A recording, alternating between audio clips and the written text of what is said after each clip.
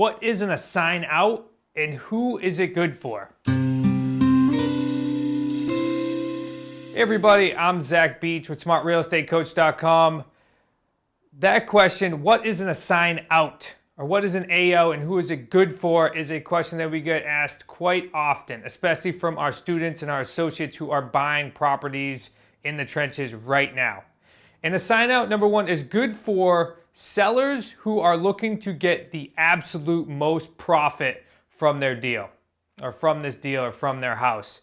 Also, those who do not want us to get more benefits and want to have our benefits, meaning they want the spread every single month, they want the principal pay down, and they want part of the non-refundable deposit. We can offer them those benefits if we do an assign out deal. So, way to explain an AO deal to a seller is something simple like this. It means that we are going to agree upon a purchase price with the seller. We're going to agree upon the monthly payment to the seller. We then are going to take it to market at a higher price, at a premium. Then, once we have a tenant buyer that has gone through the vetting process and we think that we would be able to get them to the finish line, we then would present that buyer's package to the seller. If the seller accepts that, then we will collect a non-refundable deposit. Typically, we are going to be collecting anywhere from 66% of the non-refundable deposit down to 50% of the non-refundable deposit.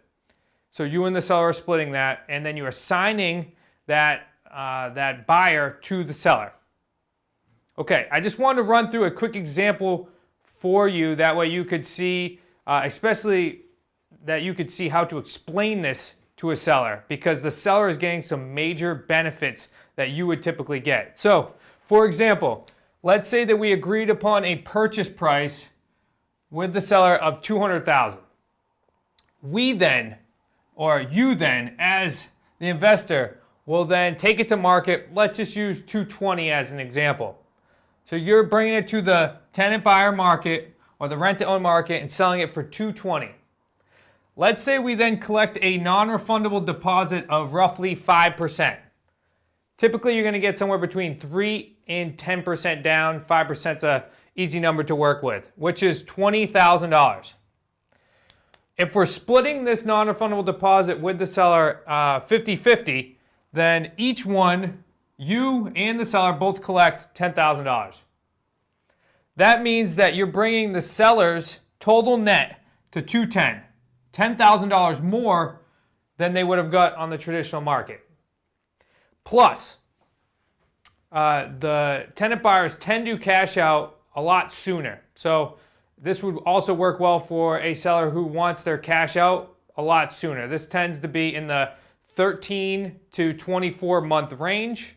Of course, if you were buying it, I wouldn't suggest you go any lower than 24 months as you make that a very tight window. So, plus, I don't have the numbers up here, but the seller's also going to be getting the benefit of, if there's a mortgage, principal pay down, which you normally would get, which could add up anywhere from 13 to 24 months. I would say, it could be anywhere from a couple thousand to tens of thousands of dollars based upon the purchase price and the principal pay down. Also, the seller will be collecting a spread if there is a difference between what we can get on the rent-to-own market monthly and what their total expenses is out of pocket.